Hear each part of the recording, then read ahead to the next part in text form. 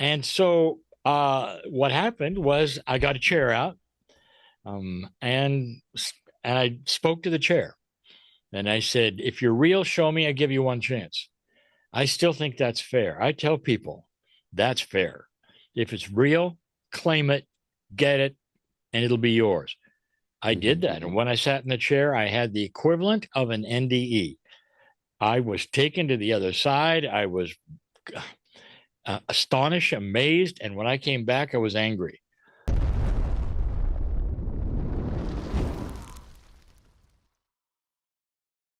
Welcome to the Reality Revolution. I'm your host, Brian Scott, and we have an amazing episode. We finally have the one and only Lee Carroll with his incredible partner, Monika. And my guest today is award-winning audio engineer in San Diego, a businessman, a skeptic, the last person you would expect to become one of the most influential voices in modern spirituality. Then a psychic spoke a name he had never heard, Kryon. 3 years later, a second psychic who knew nothing of the first spoke the same name. That was 1989, more than 35 years, and over 1 million books later, Lee Carroll has carried a single message across the world and into the halls of the United Nations that you are far grander than you have been told, that consciousness is woven into the fabric of physics itself, and you are the one creating your reality. Lee Carroll and Monika, welcome to the Reality Revolution. Great to be here. Thank you. Yes, thank you, Brian. We are so delighted. Yeah, with an intro like that, you don't need us to talk anymore. Well, you have spent 30 years as an engineer and businessman, and you've been doing this for a long time as well. Most people sort of imagine channelers as lifelong mystics that are sitting in the mountain in the Himalayas, and then they suddenly start channeling. What did the engineer in you think that when you started, the first time you heard that name Cryon and this started happening? It's a long story that I don't want to make long for the show, but just to say We that love long stories here. So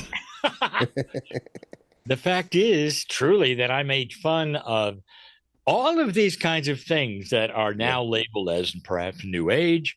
I didn't want any part of it. I was an engineer. I mean, not only that, I was a church guy, and so all of that stuff was seen as a cult, and that was not interesting to me at all. So you have the landscape of who I was and who I became, and in between, we had to have an epiphany, and that is a classic story because after two guys 3 years apart, psychics that I went to because my wife made me go there, they told me the same thing, and they couldn't know it. A phrase that they used: there's a magnetic master trying to get a hold of you. And an older guy named Frank Alper, he said that we were kneecap to kneecap, and he was channeling to me. I was so nervous. That whole experience, that was the worst thing I'd ever experienced at that point in time because I'm an engineer. And I got to sit in front of a woo-woo weird guy. And, I thought he was crazy. But I found out he had said that by listening to a cassette later. 3 years later, a young man in his 20s said the same thing. One was a psychic, one was a channeler. And they could not have known that name because that name Cryon just didn't exist. It wasn't there anywhere on the planet. If they'd said Mary, Mother Mary, that'd have been different. But they didn't. And because they didn't know each other, and they were 40 years apart in age and 3 years apart in distance and time, I was really gobsmacked by the synchronicity that couldn't be. Remember, you have a scientific mind. You have logic going. How could two guys like that, 3 years apart, give the same identical information and didn't even know each other? So it bothered me because as an engineer, you do solutions, you make things balance. This is what you do.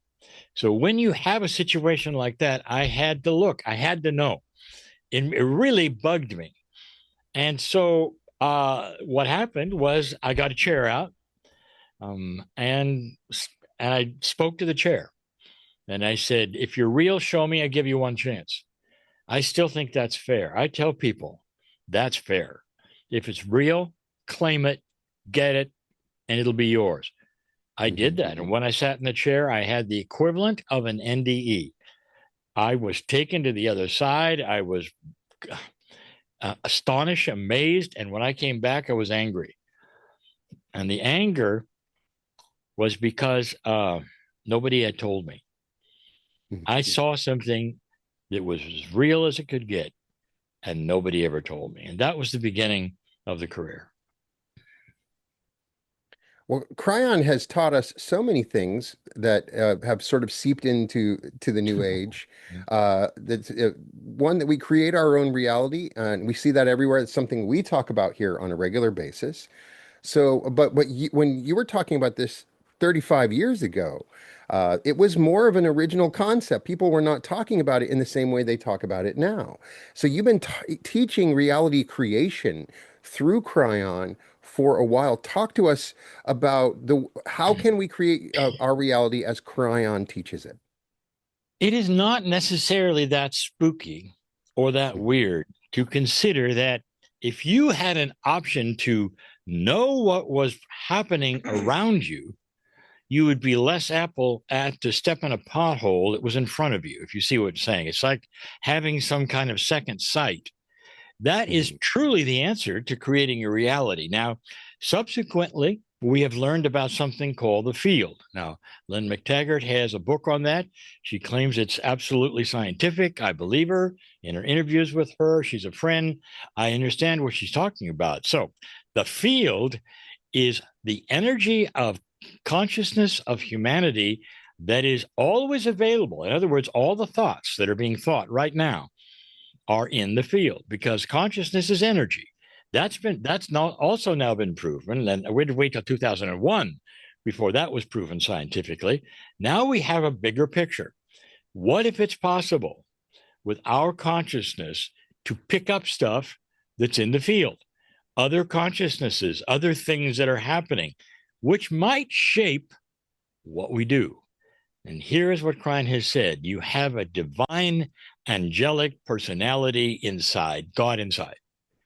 And if you want to connect to the field in a divine way, it's going to give you information that'll allow you to turn left or turn right when you should. Some people call it intuition. I call it an enhanced intuition. And what the result is this, is you're going along the road and you'll get an intuition to stop. And then you start again and you find you just missed an accident, which was right ahead around the corner.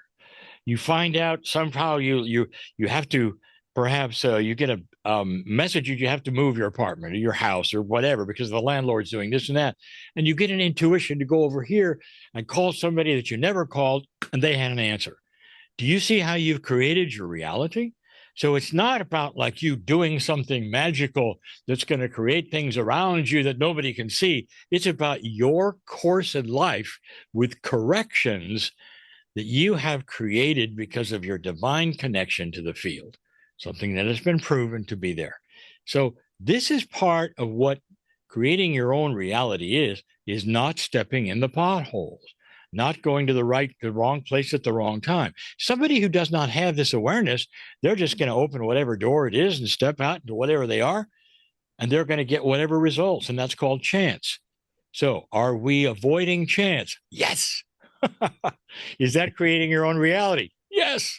So that is what Cryon's message has always been. Now, Kryon says that consciousness is part of physics, that it has rules in mathematics, which is a unique perspective from channeled entities. What have you learned about this? What have you intuited from that concept? The idea that consciousness is scientific almost, right? Yes, from the very first book. The first book was called, in 1993, it was released called The End Times. That's a scary title. But basically, the book was about the end of an old time, which is now the kind of thing we're working on with the precession of the equinoxes, the shift, the indigenous, talking about this whole time. That's what it was. And the first premise that we got from Kryon was that the magnetic grid of the earth was related to consciousness. The first book of Kryon said that grid has got to move a little to give way for a new consciousness that's coming. Immediately, now the grid is something you can measure with a compass. Immediately, that grid started moving. It moved more in 10 years than it had in 100. And some of you may have questioned that. Just go back and take a look at how many runway numbers, which are compass headings, got renumbered in one period of 3-year time. You also want remember the whales that were starting to beach themselves all over the world. They used the magnetic north to navigate. And suddenly it shifted and they were running into isthmuses and peninsulas and things and beaching themselves. By the way, that straightened out as well. There's all manner of evidence that the magnetic grid actually moved. Go look it up. AI and Google is going to tell you all about it. It did. And it moved dramatically in those years. And that's what Kryon said to expect, because we needed to have it move in order to have a higher consciousness. Then the second thing that happened in 2001 was the either Global Consciousness Initiative or Global Consciousness Project, I forgot which one, where when the planes hit the towers, and you might know this so because you had a lot of guests on your show, there were two experiments in motion, you might say, at that point in time. HeartMath had one of them. And the satellites, the geophysical satellites that were basically weather satellites measuring the things of the Earth, had at the point that the plane hit the tower, there was a marked immediate increase in the strength of the magnetic field. And the only thing that had really happened is a wave of consciousness of grief and compassion and fear and all that spread over the world. Over 1 billion people reacted to those images, and they reacted within hours. And the strength of the magnetic field tripled for a little while, and then it came back. A cause and effect relationship picked up by 2 satellites. This is science. Princeton was working on the same kind of an experiment. Isn't it odd? They were looking at, is consciousness energy? And they were trying to have experiments that would prove it. One of them was a number of random number generators.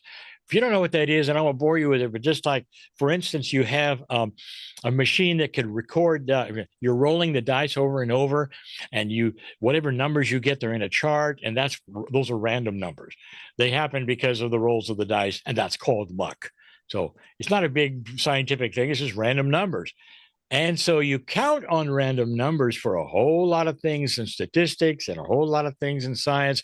Suddenly, the numbers that were being generated by these random number generators all changed at once when the planes hit the towers. It was almost like, wouldn't you be interested if you had dice and you rolled a 6 and a 6 and a 6 and a 6 and a 6? You would, and it was proof, or at least almost proof. You had to, in real proof, you got to do it several times. But here was a situation where that happened worldwide. Numbers of random number generators, I think it was HeartMath, that showed they all changed at once at the time that the plane hit the towers. What does that mean to me? It means that consciousness can change luck. It can change randomness. Consciousness can create a reality that is your own. And this is now starting to be proven. I never thought it would ever happen 30 years ago. When I started talking about it, people were rolling their eyes, and now it's more common than you know. You talked about the magnetic presence and the magnetic the interactions, the way it affects consciousness. So theoretically, if we were to leave space, our consciousness would be affected. I'm wondering if astronauts have to use magnets, and maybe I've heard reference to this. You probably know since you talk about it, because without the magnets, it affects our consciousness. Is that right? It is, and it's not well known. And I got a chance to be at NASA for a while, not in a role of a channeler, but I had a friend who worked there, and where they were looking at the Mars missions at that time. I mean, we've been looking at Mars missions for 25 years just to get ready for them, what it would mean, what we would have to do. Mm-hmm. And one of the channels that Kryon gave even before that was, you better take a simulation of the grid with you if you're going to be in space away from the grid for longer than a few months, because it's necessary for balance. And I asked one of the scientists in the biological lab that they were preparing, and I said, is there any thought of taking the magnetic grid with us? And he looked at me like I was, just come from Mars. He said, no, little boy, there isn't, Mm-hmm. And so I realized at that time that has not occurred yet to anyone, that we might need the magnetic grid. So what's going to happen next probably is experiments on plants, on whether they need the magnetic grid. They do. And what happens to them when it's removed? I think they're starting to see some of those things. You can't get it in orbit because we are still influenced a lot by the magnetic grid that's there. We still have gravity as well. So when you get away from it for a long time, that's when you want to start looking at it. It hasn't been looked at yet, but you're way ahead of the curve because that's exactly what Kryon said. Right. It's very fascinating. You teach that humanity has crossed a marker into a more benevolent timeline for someone watching the world today and feeling the opposite. Can you explain how we've crossed the turning point and we've shifted into a different timeline? Can I let Monika address that if you want to? Yeah, Well, Monika. I think it's a perfect segue from talking about the magnetic grid, because when Kryon first came in, Kryon says, I'm here of magnetic service. What does that even mean?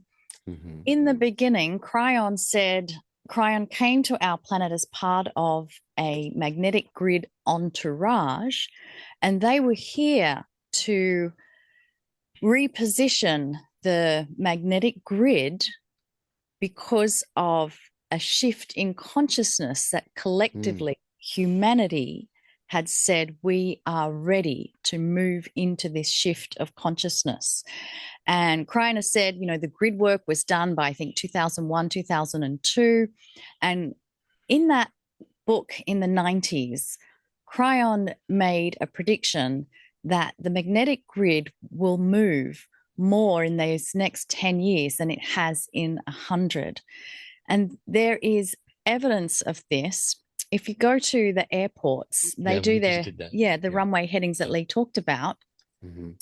Why is this even important? Well, Kryon says the magnetic grid is the engine of communication, and it almost postures what we receive in our ability to evolve into higher realms of consciousness.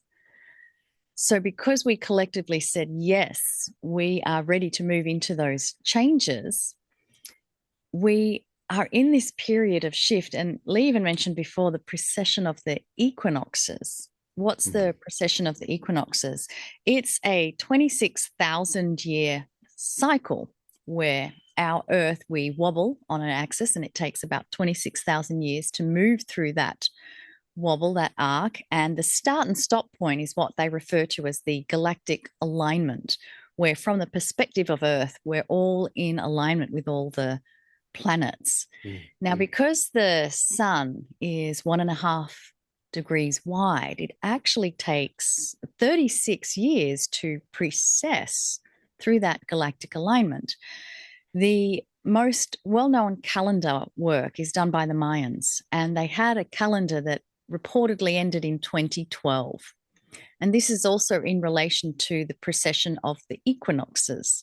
Now, everyone thought 2012, it's the end of the world, we're all doomed, it's Armageddon. But really, it represents a marker of an end of an old cycle.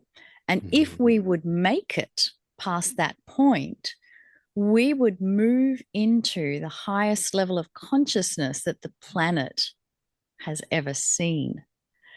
And that 36-year window of time, 2012 is the midpoint. So the shift of what you're seeing on the planet began in 1994, and it took about 5 years to go into it. Now, if you go back and look at some of the pivotal things that have happened in that time period, I mean, one example is the Berlin Wall separating East and West Germany. That fell overnight, and no one predicted that. That's this wild card of something happening. So we've had lots of wild card events that is breaking down old structures to then create a new building ground for something new to come. The end of that shift, if it began in 94 and it's 36 years, will finish in 2030. We are in 2026, and it's taking 5 years to come out of the shift. And the reason it looks so messy and chaotic is the paradigms that we have is not commensurate with a higher energy of a consciousness where kindness and compassion and integrity and transparency is the foundation of what the new paradigms should look like. And so it is a crumbling of the old right on schedule. These are changes that we have set up for ourselves. And Cryon's always inviting us to view these circumstances through a lens that shows us situations that have had tension and no resolution are coming to the surface, bubbling up so that they can finally be resolved. Or another example is issues that have always been going on are becoming more publicly aware so that we can no longer turn a blind eye to it. We have to do something about it. And I'm talking about human trafficking and how children slavery and all sorts of manner of things that are so dark. They've always been there, but it's being illuminated so that we can say no more. Enough is enough. So yes, the chaos is there. It's right on time. We are a part of it. And did you know that in this dimensional shift that we are in, what we do with our consciousness has a profound effect on the field if you're pushing the energy of compassion and love? It is not a 1-for-1 ratio of effort. It carries more weight than ever before. And that's why if you're sitting there feeling powerless, feeling discouraged, feeling frustrated, feeling like I want to be on another planet now, this one's not going too well, we have the ability to directly influence the outcome by what you send and project in your own life and for everyone else around you. I want to also share a story that shows the power of our influence and consciousness, if I may. Yes, please. Oh, good.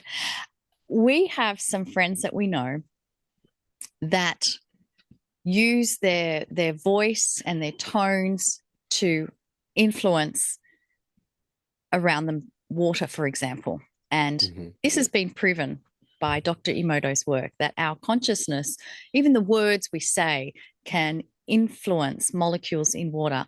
And so we have some really good friends, and they work with a scientist who looks at the influence of this in water. But they decided to do this experiment where they wanted to do a vial of blood and have a look at the blood cells in the vial of blood. And they put one into a Faraday cage so that it would be completely removed from any influence, and it was the control. The other vial of blood was given a mini concert from our musician with his tones, his voice, and his wife accompanying with the piano and creating music and basically singing tones into the vial of blood. So now came the test where they were going to look at the number of living blood cells within the two samples. The one in the Faraday cage, the living blood cells had deteriorated over that time period. And it was very easy to count how many living blood cells were in the sample. When they took the vial of blood that had the mini concert of tones with intention of love and consciousness projected into it, his machine kept saying, dilute sample, too many blood cells to count. Wow. Can you believe that? Yeah, it's amazing. What's the scientist? Yeah. So Lisa asking me to share the scientist's name. His name's John Stewart Reed, and he created the cymoscope, and it is a way of making sound visible, where he is able to put water drops on a speaker, have a microscope there, and you are able to see sound moving through the water and the shapes and the geometric patterns that it creates. And he is, I think, a physics acoustic scientist, has done incredible research on the effect of sound and music, and our musician friends Anders Holte and Kachina Miadu work closely with John. And this is just physical examples of the whole conversation of how we can change our reality. What is it that you are speaking? What vibrations are you sending out into your body, into those around you? It is tangible, measurable, and the effects are very real. So much. Monika, I've heard you referred to as the Kryon whisperer. um, So you're a researcher and archivist, and you play an important role because, Lee, I'm sure you know that you have so much that you've talked about, so many messages. You needed to have somebody that kind of went back and organized this material. So can you talk about going back and seeing, can you talk about the journey of Kryon and how the message may have changed or evolved since it started? I'll tell you something. First of all, she's more than an archivist. Now, All with right. with the 15 years or so we've been together, and she's been on stage with me, there is she has assumed the knowledge, and she can give this so well and so succinct, and I'm so proud of her for that. And we're now equals on stage, and we go back and forth, and we teach, and then it's my job to sit down and channel. Did the message change? No, not really. But the result of it was starting to be seen. And this changed everything, because suddenly we had all manner of, not coincidences, but proof that consciousness is changing. Now, we're often challenged with this, and that is say, well, I haven't seen anything. Humans are just as bad as they ever were. Really, you're not looking at a bigger picture of integrity that is upon us. And that would be, for instance, my grandfather, according to my dad, said that the whole idea of what happens between men and women in business, for instance, where the guys get what they want to because the women do what they must do, and all those things, and that'll never change. And that's been the way it is, since Cleopatra, and that is a given because that's the way men are. And that's the way history is, and that's human nature. Suddenly, in our lifetime, in the last 20 years, we've had the rich and the famous be called on it and put away for it. And it's everywhere. When you have movie stars that just say, you know what you did there, and you did there, and whatever, and then the women come up and go, yeah, that happened. Whereas before, they weren't even given credibility. They didn't want to talk to them. Now they're taken seriously, and we're seeing integrity in our society start to move up a few levels. You can't ignore that, because that is what Kryon said to look for. So you're going to see a lot of that. Then on this whole idea of this shift we're in, that Monika, thank you for doing it, because I knew she's really eloquent in talking about the astronomy of it and all that. Well, there is a cosmology that you can look at. One of the things Monika and I do is we have gone in these last years to so many places where we get to talk to the indigenous. We've had to go twice sometimes for them to talk to us, just because they got to get to know us. But whether it's in Peru or Australia, whether it's in Mexico or whatever, you find out that the indigenous have a cosmology. Now, the cosmology name means the way the universe works, basically. Right. And in that cosmology, for instance, in Peru, and we've learned it from a very small tribe that's above Cusco, that's been there probably before the Incas, or they're related to the Incas. Their cosmology is what I wanted to look at, and we got that from a shaman there who gave us chapter and verse. It's so interesting that they come down to the levels of awareness, and they come down to where we are today, and everything changes. In fact, they say it's the beginning of a new universal cycle. Mm-hmm. So that's the cosmology. Then you go to the Maya, they're saying the same thing. Their cosmology is in their calendars. They have a calendar for every 5,000 years. The precession of the equinox, 2012 was the last one. They've got another one that's already on, they're using. They don't talk about that in the movies. Right. So they're coming right down to this precession of the equinoxes and saying there's going to be a problem. There's going to be an issue. We've got to make some decisions.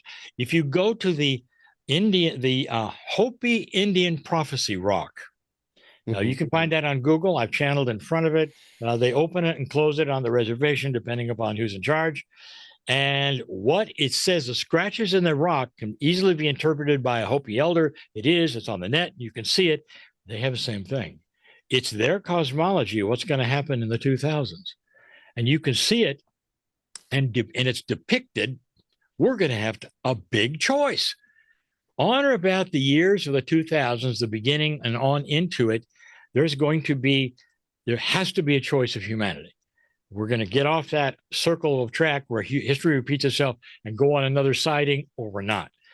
Then, if you really want to get chills, I've given you 3 examples. There's a lot more. The Christian church itself has pointed to the first years of the 2000 to represent the problems. We're going to have a Holocaust, where we're going to have Armageddon, where that's the rapture. It all is supposed to happen now. Now you can say, "Oh, that's all coincidental," if you want to, but there's some rules in statistics that if you've got 2 or 3 or 4 things that all point to the same thing, take a look, because there's probably something there, and that's what I'm telling you. So this shift that you ask about, this time, and what Monika has discussed, is very, very real. Not only do we see evidence that it's coming from the indigenous and all over, including our own church, but Catholic Church in our times, but you see the results of it that I've just given you, which was those who are having to take responsibility for what they've done in life. The other thing that it's just fun to think about, it wasn't more than like 250 years ago that mom would pack a lunch for her kids, and they'd all go and have a good time on the lawn, and they'd watch a beheading. That's right. It's true.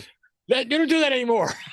No. Is it possible that we have come a little way just in the last couple of 100 years in how we feel about humanity and what's right and what's wrong? And then starting to ask our leaders, please then do these kinds of things, because we're seeing it all together.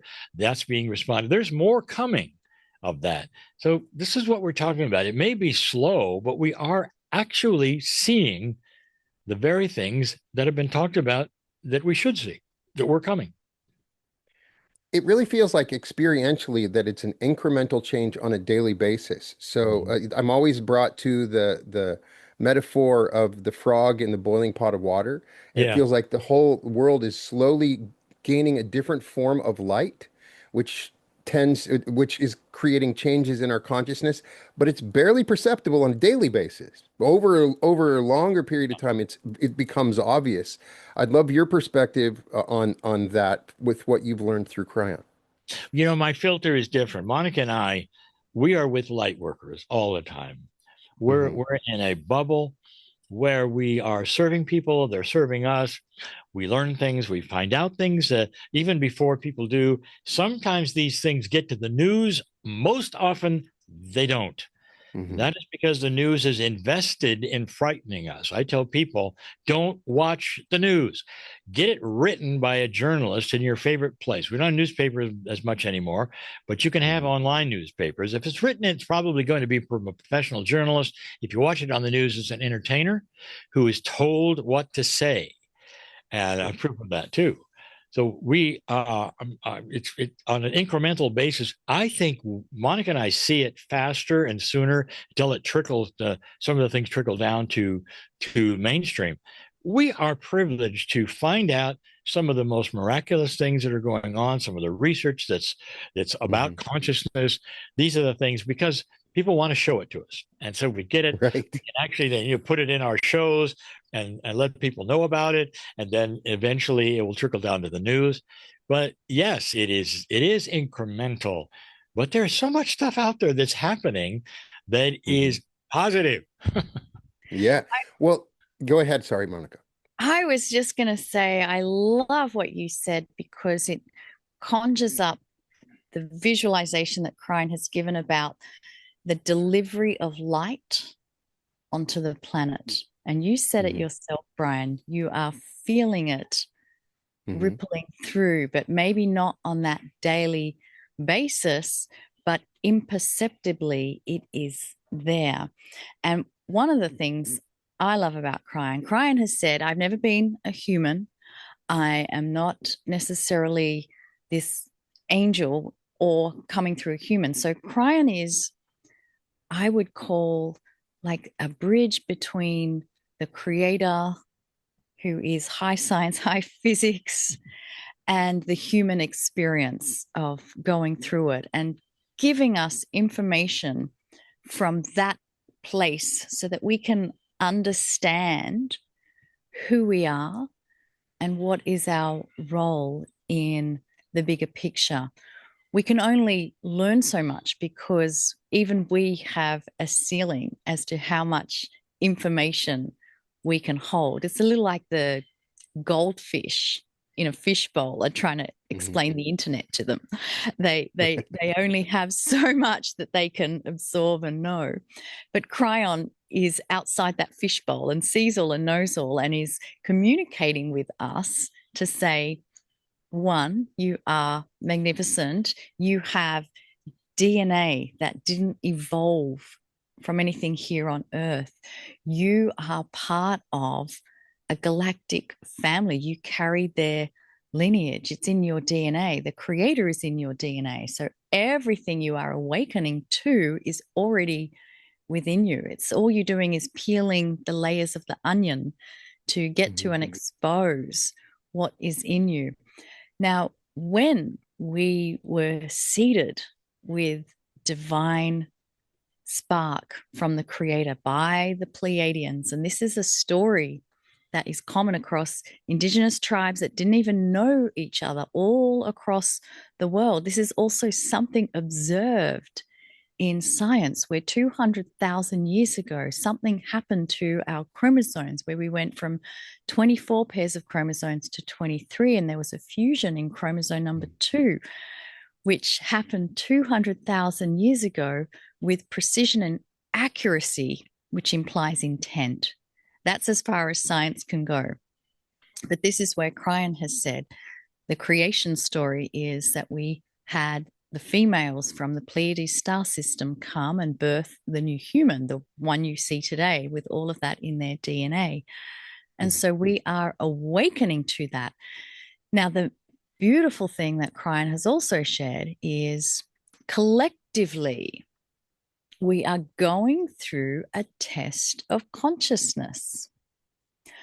Will we find the creator inside or not? And we are not being tested individually, personally, but as a collective group.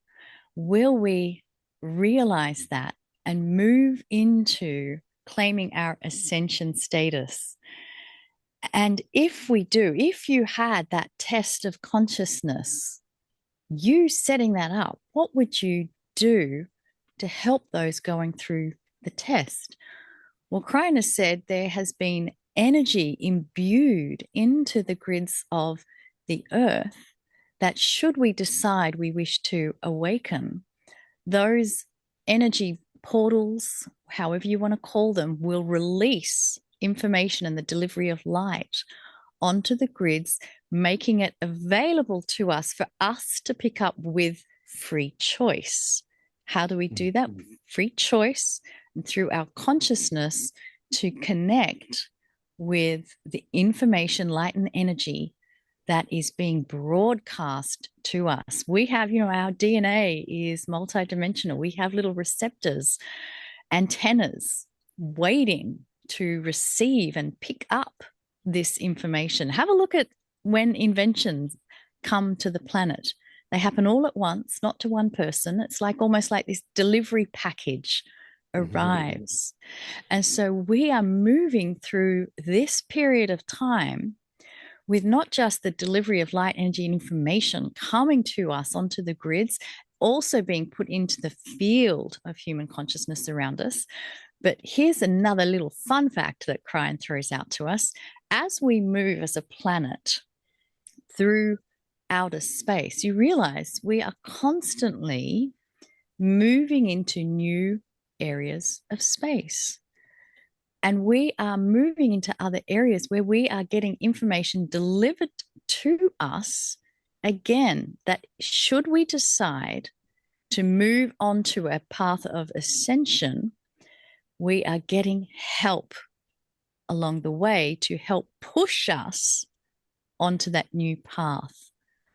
And so this is part of a benevolent, loving plan. And many of your listeners may have heard other channelers, other information talking about ETs and the imminent contact that will happen. Can you imagine what that's going to be like for all of us when we realize we're not alone?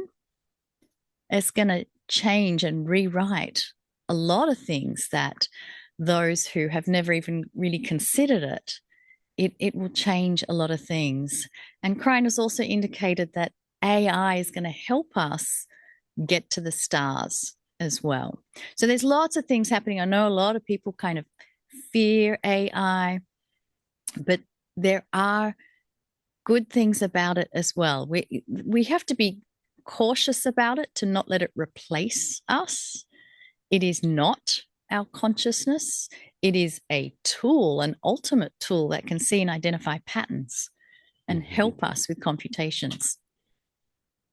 So we would love to hear from Kryon if that's possible. And so whatever process that you go through. And it's not going to be very long. On any podcast, Kryon likes to just come and go pretty quickly, but you get the idea of what is there. And so, Monica, would you just sure bring us into it? And Lee and Kryon, they've melded. They're one and the same. We can sometimes be having a conversation and Lee says, "Oh, Kryon's coming through. Pay attention to this." They're always together. Lee's always aware of what Kryon says. It's not a trans channel. He's very present. And to be open, if you are listening and doing multiple tasks right now, this is an invitation just to stop whatever you're doing and be really fully present so that you can not just hear the message with your ears, but you can receive the outpouring of deep love that Kryon, that spirit, your angelic team, the people you have loved and lost that are always with you at a soul level. There is so much love that wants to wrap around you in a warm embrace. And if you can drop into the stillness and be open to receiving, that is all you need to do. Use this time right now just to sit for a little while and be loved. Thank you, Kryon. We're ready.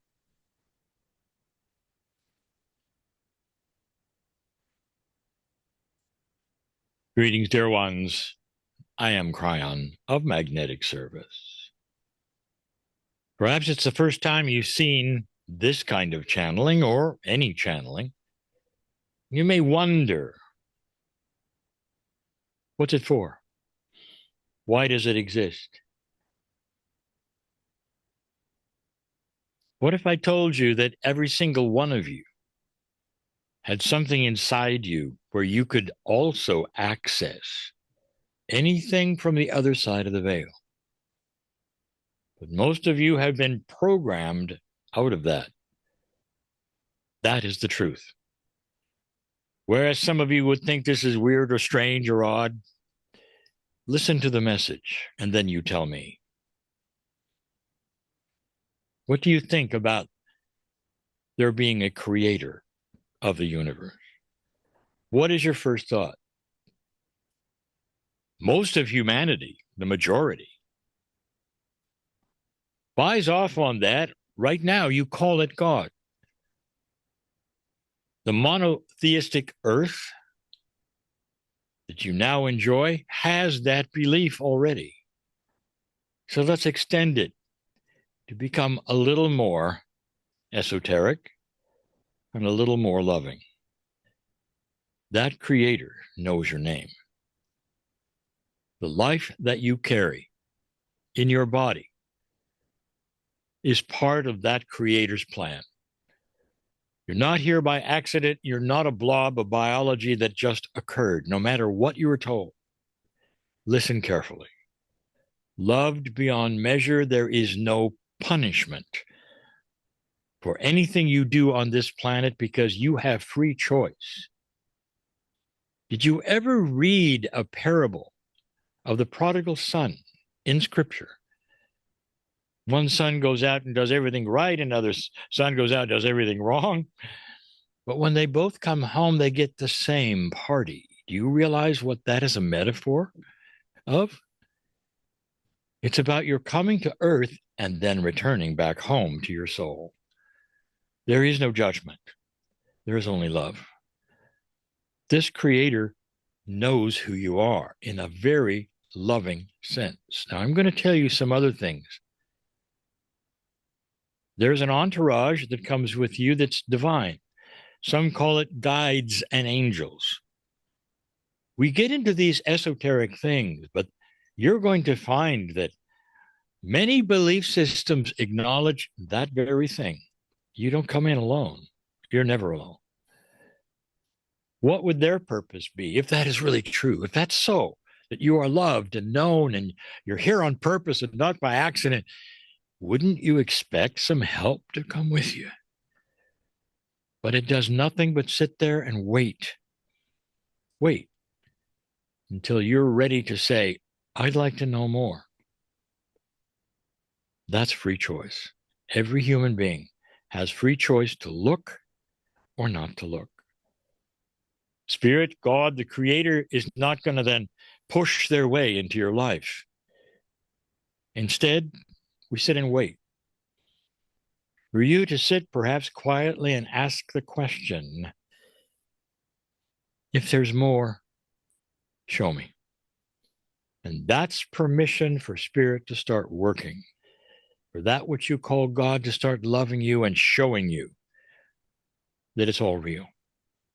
There is a larger truth than any of you have ever been told, and that truth drips in love and compassion and kindness, and it's got your name all over it. That's why you're here. That's the message. It's not doctrinal, not really about you have to do this, you have to do that, or there's changes afoot. It's only about how much you're loved. When you get into that position of understanding who you are and how much you're cared for, truly, from the other side, when you get into that position, that's when things start to snap into place. Then you start understanding reality shift. You start understanding dimensionality, different parts. You understand oneness and the now, all of those things, that comes with it. That comes with the love package. The invitation is always there. Would you like to know more? All you have to do is give intent, pure intent, not curious intent. Dear Spirit, show me who I am and why I'm here. And that begins the love train. And that you'll never forget. I'm crying in love with humanity. And so it is.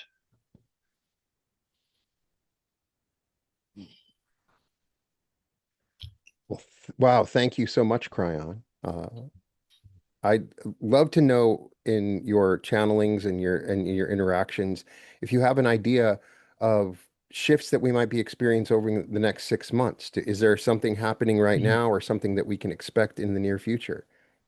I believe there is. What we have seen almost, I would say, tells it has to be, because we're waiting for the other shoe to drop, kind of a feel.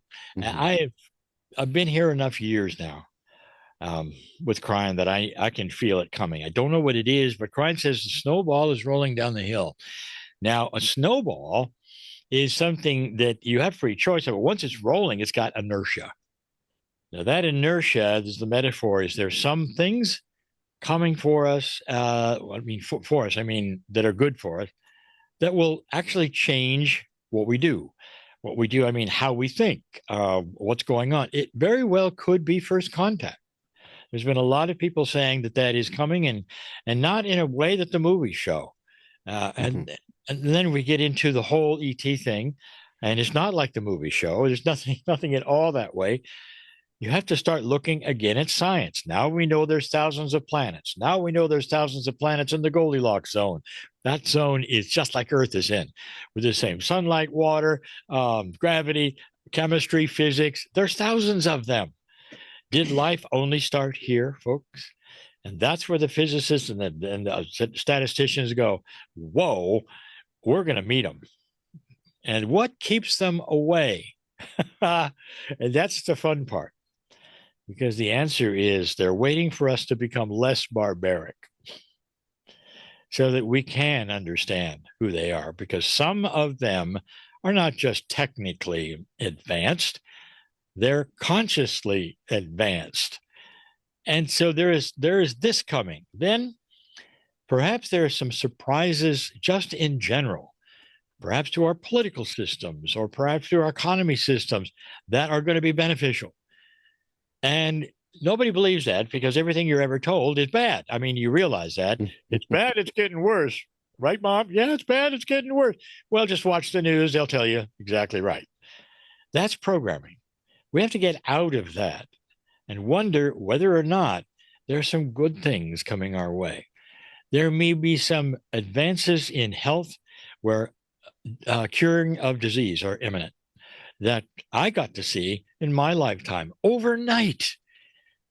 I was small. I think I was in, 5th grade.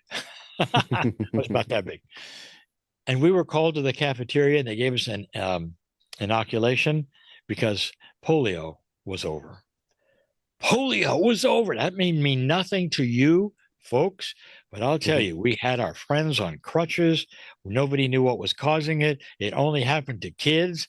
Parents were frightened. They didn't want you to go to school because we didn't know how it was causing it. And Jonas Salk came along. It took him about 7 years, but he got that. And we walked away and polio was no more. That's the kind of thing that might happen with cancer. Would that be a life changer? How many of you know people who have cancer in your family or in your life or your friend circle? And the answer is almost everybody. So these are the kinds of things that could come that are unexpected, that are beautiful, that may lead to other things. This may be the role that AI is being created for because it can analyze data, see patterns, and do things that take us decades. And they might be able to do, AI might be able to do it in weeks. If they are given all of the information and all the data on the planet on the disease, that's what we're hoping for. Nobody's talking about that. Everybody's talking about them taking over or becoming your robot at home or cooking your dinner. Nobody's talking about the real value. And it's not going to take away anybody's job. That's the beauty of it. AI may have a place that is going to really help humanity. Nobody is really aware of that yet because I would say it's just more dramatic to follow the movies and think it's going to take over. These are the kinds of things we talk about that are possible. I'm looking forward to it. So am I. I'm super excited. I can't wait for what we see in the future. Yeah. I would love, there's a phenomenon that, as meditators that we're encountering that has sort of changed the game for us recently, at least in our group, connecting outside of space and time into different versions of ourself in the future, in the past. Is that something that that Kryon's ever discussed, our ability to access outside of space and time versions of ourself? It's interesting. We talk in different languages and it's the same exact thing. As you have a higher vibration on this planet and have an increased consciousness, the veil starts to lift. Now, that veil is what keeps us from seeing everything. So as it lifts, you get a better idea of what I will call the oneness that is available to all of us. And that means that you go from, local stuff to national stuff, regional stuff to universal stuff. And that's what's happening in meditation as well. Yes, absolutely, people are feeling this. Your group, I will guess, is probably an advanced group of meditators. So they're going to be feeling it probably before some others. But you are collectively feeling. I would be interested in how many of the listeners also have meditation groups can say, yes, we're starting to feel the same thing. We have very good friends that we present with all the time. I'd love to have you know more about them. It's called Stargate. Mm-hmm. And Stargate has two lovely people who channel and have this beautiful, I would call apparatus, which is just part of their work and is channeled as well. And we're with them a couple of times a year, and we see in them just a wonderful, I would say, peek into what's going on in elevated consciousness, because they always seem to be on the front edge of it. And they're saying that lately their particular meditations that they carry throughout the world are changing. And they're changing greatly, just like you said. There is almost a step into not another dimension, but almost like another galaxy. It's such a revelation. It's almost a revolution that they're seeing in energy, and it is revealing itself slowly. But the reveal is beautiful. It's not strange. It's like, whoa, this and something better, folks. Let's go. Even if you cannot, you can't put your finger on what it is, but boy, it's good. So exciting. Yeah. Chelsea in our group has a question. What is the relationship between the Akashic personal transformation and the rapid changes so many people seem to be experiencing right now? That question is filled with wisdom, knowledge, understanding, and connection to the field. Couldn't be a better question. It is so related. One of the first things that Kryon says is when you get past a certain point in your planetary evolution and consciousness, you will not need to be affected by the Akash anymore. It actually carries in with you, let's say the karmic attributes, the past life attribute. It pushes you around. It makes you remember things, you do things, or whatever. You get to a point when that system doesn't need to exist anymore because you come in fully equipped to have your own direction and not be pushed around by past life energies or any of these things. There was a time when Kryon says you can drop your karma now. And you can do it right where you are. You don't have to wait till next time around.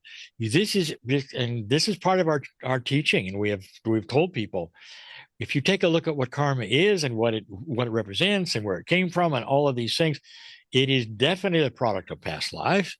Definitely you being in other bodies, learning things around, and then bringing them here so that you will be, well, I say, pushed and pulled, or perhaps moved in the right direction or the wrong direction, but you have a choice. What if it didn't exist? What if it was only just marginal, and you now have the full plate of what you're going to do, why you're going to do it, and it's nothing to do with who you were. It has everything to do with who you are. Almost like karma is not the same as what it used to be. This concept we have, at least, of karma, that Yes. we are constantly dealing with past effects in our past lives, and it's like karma doesn't exist anymore. Well, it is. It's diminishing in its purpose, and it doesn't need to be here. I mean, think about it. Karma, past life experience, all that. It's almost like a school we've gone through and have to have it there, and it keeps coming up for us to read about it and stuff. Pretty soon you put away the books and you graduate. And that's where we are now. And in an older energy, Kryon said karma was the engine for spiritual change. But because we have moved into this threshold now, where we're in this shift, and as I said, there's that delivery of light onto the grids, and we are moving onto that path of graduation status. That engine for spiritual change is within our, I don't even like to use the word activated DNA, but that kind of gives you a sense that the purpose and the driver of you in your spiritual life is now you with you, without having to work through those karmic situations as that engine for spiritual change for yourself.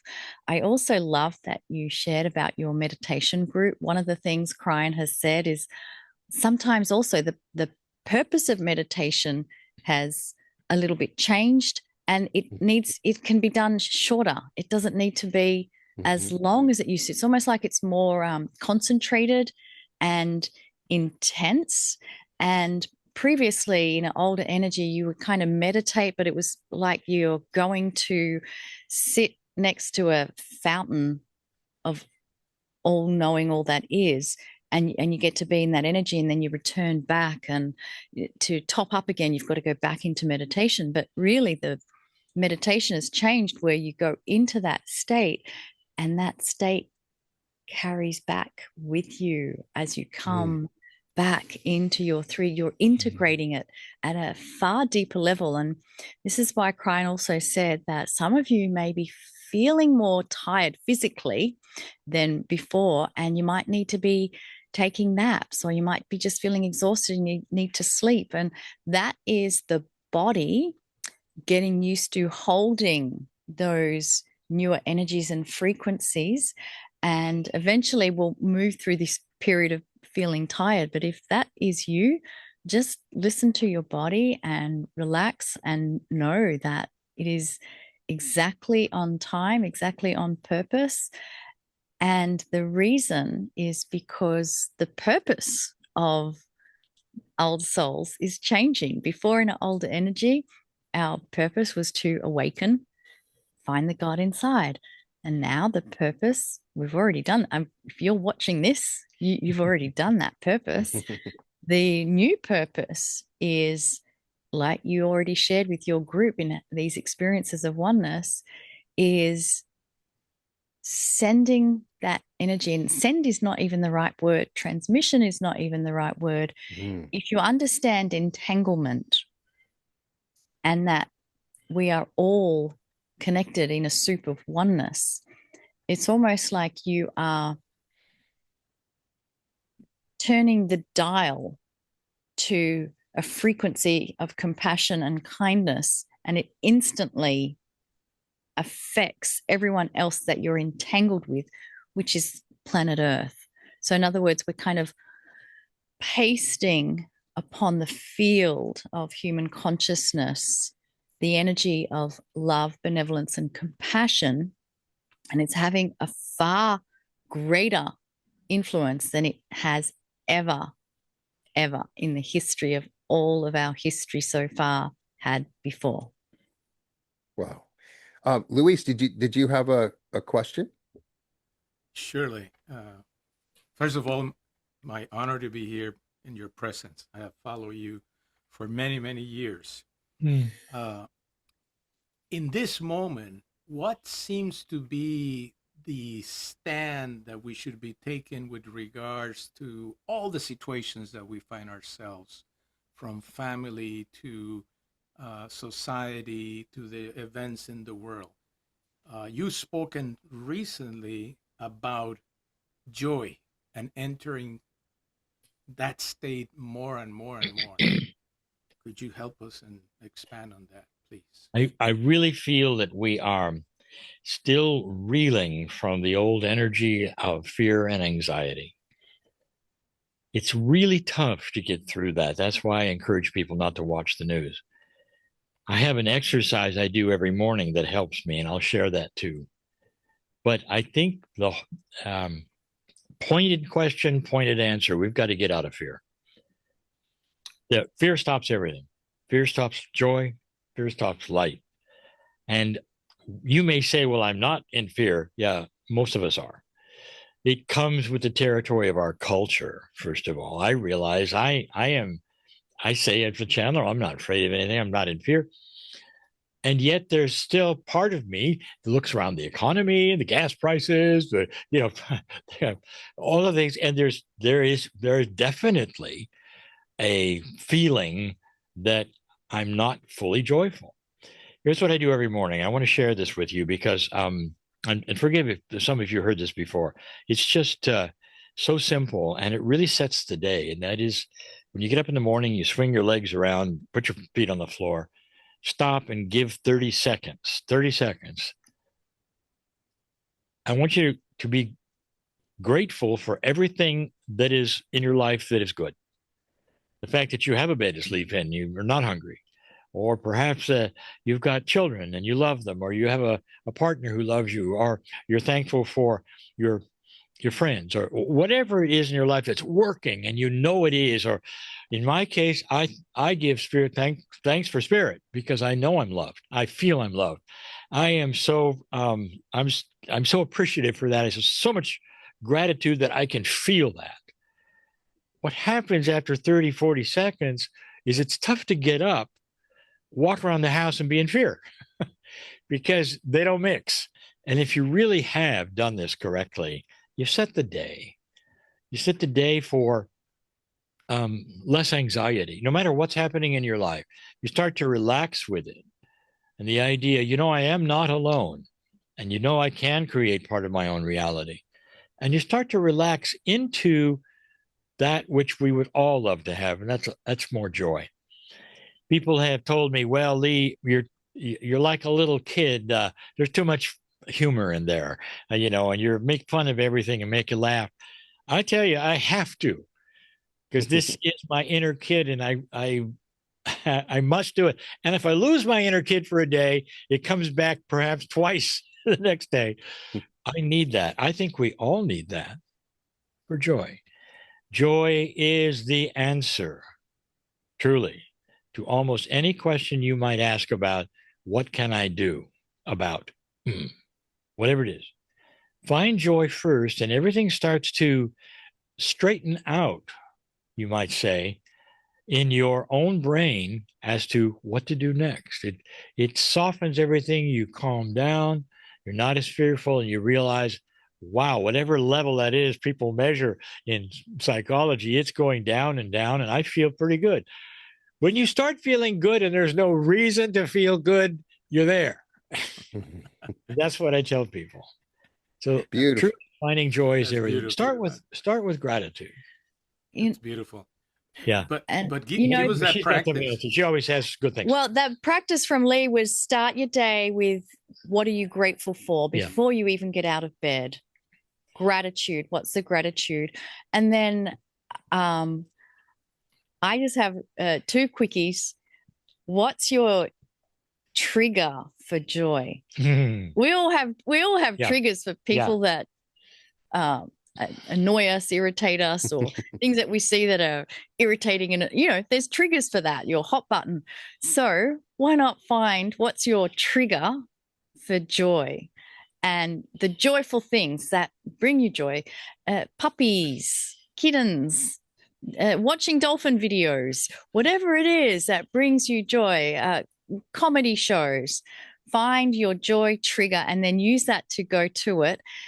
And previously, Lee and I did a course on core spiritual truths, and they were kind of channeled information from Kryon, but also from the Pleiadian star mothers, because they not only came as part of the creation story, but they stayed with the beginning humans to teach core truths. And interestingly, I love this question because one of the core truths they wanted to teach was the importance of joy and laughter. And they even had exercises where the little children, they had to laugh on command. And the star mother deliberately chose a child that she knew had an argument with the family or was having a bad day. And she would ask, laugh for me. And they couldn't because they were still in a bad mood. And the idea is forced laughter because your body doesn't know the difference. So how many of us do laughing exercises to laugh when we don't feel like us? None of us. We don't do it. And yet laughing changes the chemistry in your body. We are chemical factories. If you are having a bad day, or even when you're going through stress, anxiety, and grief, there are chemicals that get produced and you feel it, and it's very contracting, and you shut down. But because we are a chemical factory, we can actually change the production of that chemistry in our body. And laughing, even fake laughing, is one of those ways to do it. Love it. I'll be fake laughing when we're done with this.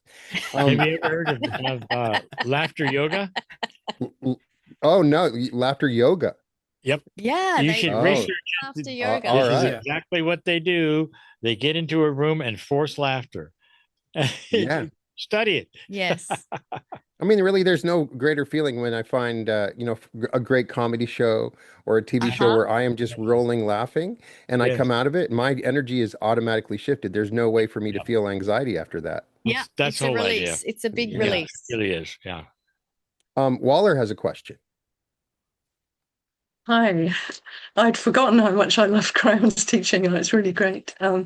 So my question is about the climate. I'm in London, and we are in the middle of a terrible, terrible heat wave, and it's much worse in Europe. I Yes. know that Cryon, from listening to Cryon in the past, I know that he said it's going to get colder. So when's that going to happen next? We go to what Kryon said originally. I'm glad they changed the name from global warming to climate change, which gave permission for climate change to be anything. Because what the ice cores say from history and the tree rings say from history is not necessarily what we're being told. Greg Braden also talks about this very thing. The Earth goes through cycles on its own, but they're very slow.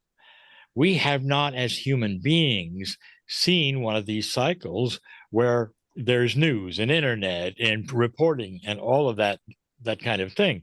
We haven't watched the glaciers recede and come back.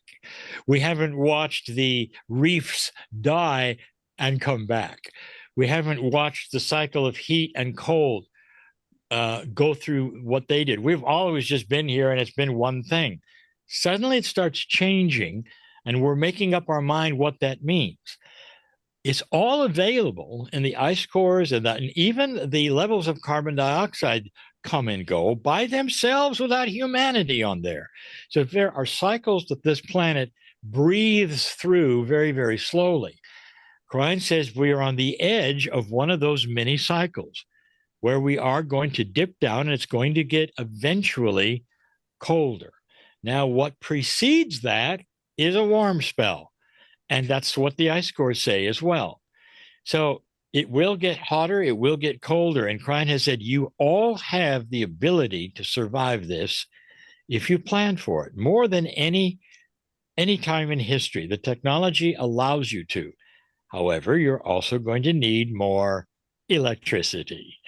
And now the invention, get ready for it. Electricity that creates itself in certain ways that never has been here before, an invention coming.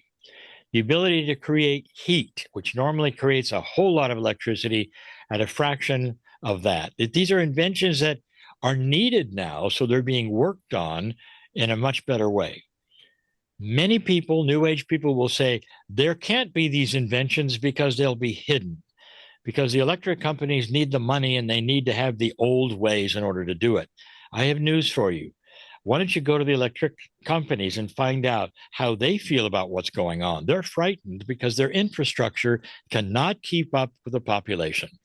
They need this, and they'll be able to sell it.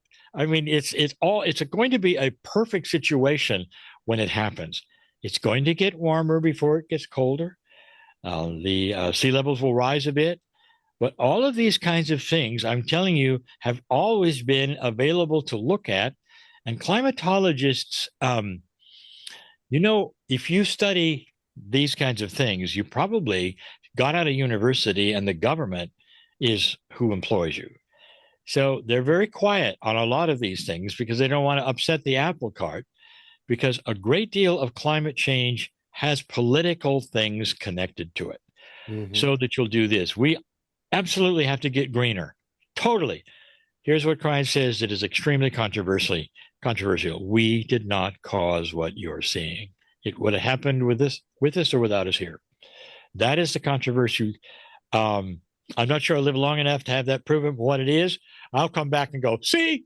Well, just like Game of Thrones, winter is coming, right? Yeah. So, and the cold is getting, I mean, we've had several polar vortexes in the US now. And that's where the cold from the pole comes right down into the cities, and you get like minus 40 degrees. And you never seen that before, ever.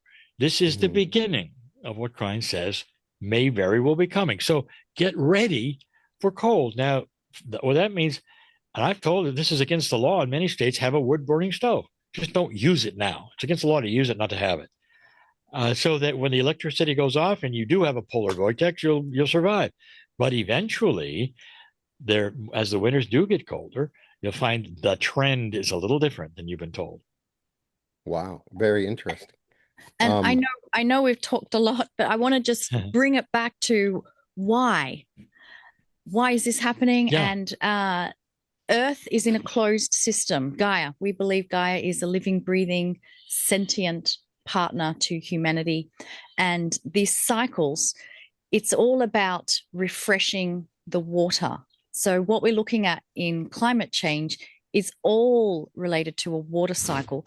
How do you refresh a fish tank? You have to take everything out and clean it and put it back in. Earth doesn't have that ability to take everything off planet and put fresh water back in.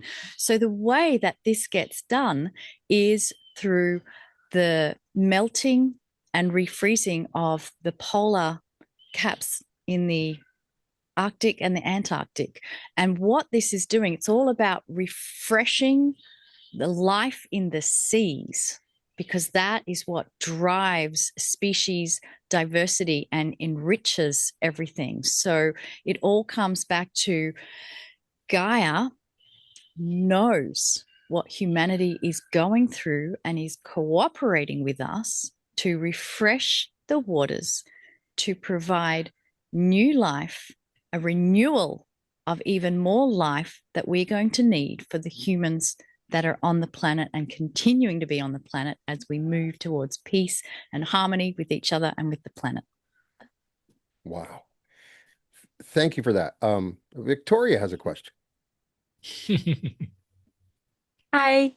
First, I just wanted to thank Lee and Kryon for going with me to Guatemala back in the day. I mean, it was all the way back in like 2003. I discovered Sedona Journal of Emergence, thank goddess, and took 10 pounds worth of Sedonas with me. It counted for half my luggage, I think, to Guatemala in my backpack, hauled them around, and it put me on my path. I couldn't be without it. And so years and years of that. And here I am. And I came in a little late in the middle of a karma conversation, so I apologize if I missed this, but I heard that the karma thing is being phased out so that we can focus on ascension. Did you already say that, or is that true? We've said it in so many words, but you're absolutely right. The changes that we are seeing right now is so we can concentrate on this snowball rolling down the hill, which is going to be a higher consciousness. But be aware, it's so incremental that we don't see it all at once. We have to go back and see what's happened over years to see that it is actually happening. You'll know it's happening. And Kryon has said this, when you have a political election and you're starting to weigh your candidate as to how compassionate they are to the one they're debating with. That's the measure. When you get to that point, you will realize and understand consciousness has really changed, because the public does not want to see what they've been seeing now for decades and decades, where everybody annihilates each other and hate is there and all of that. When that starts to abate, even a little, and they demand it, that's when you're going to say, consciousness is changing. And we already talked about the Epsteins and the Cosbys and all these things that have happened that never happened in history before, and that we are now, that women are holding men accountable for what they do. That it's no longer a slam dunk, that it's just going to be forever.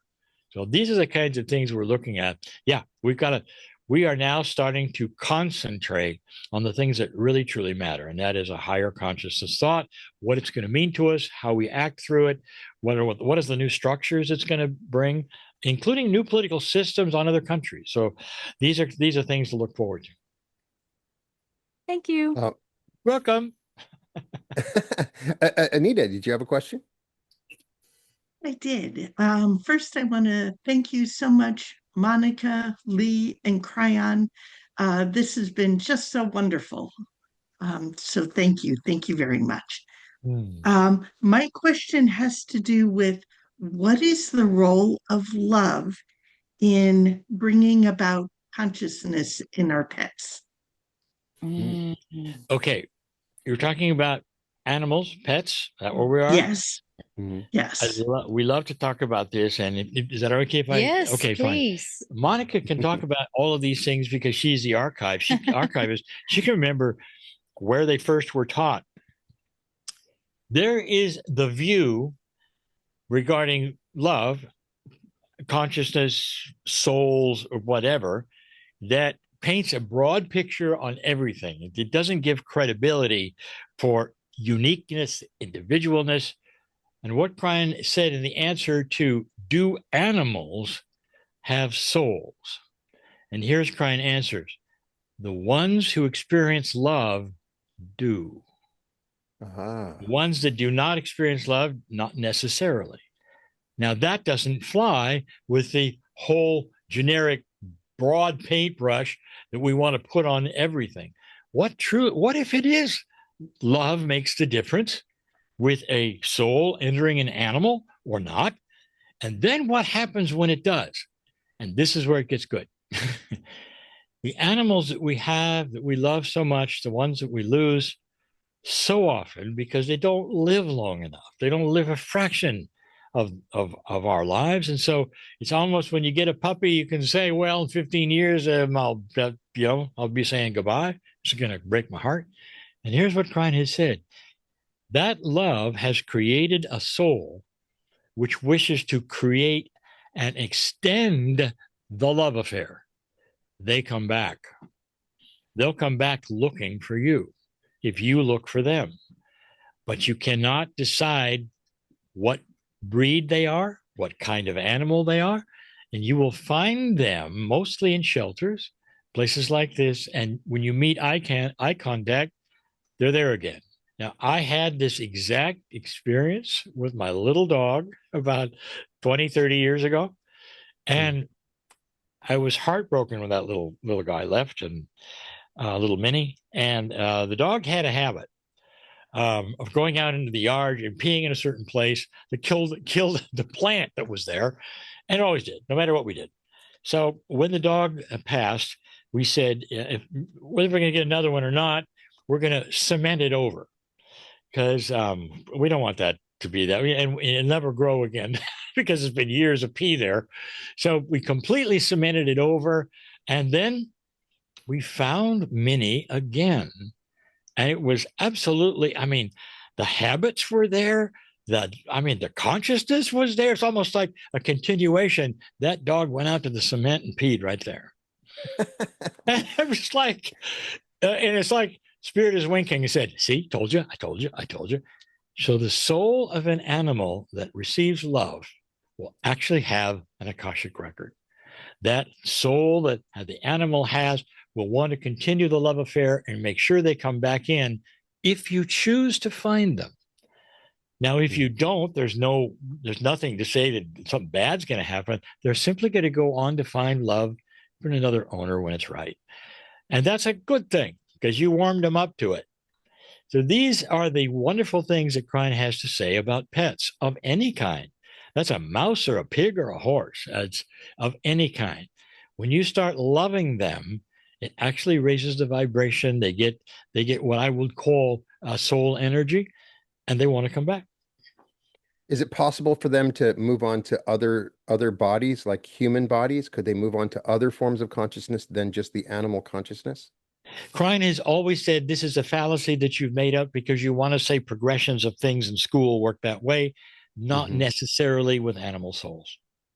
Okay. We have another question. How soon do you see humans coming together to work together and create local communities? We have to be careful with that because that has been done many times and it creates sex. That's not SEX. That's Right.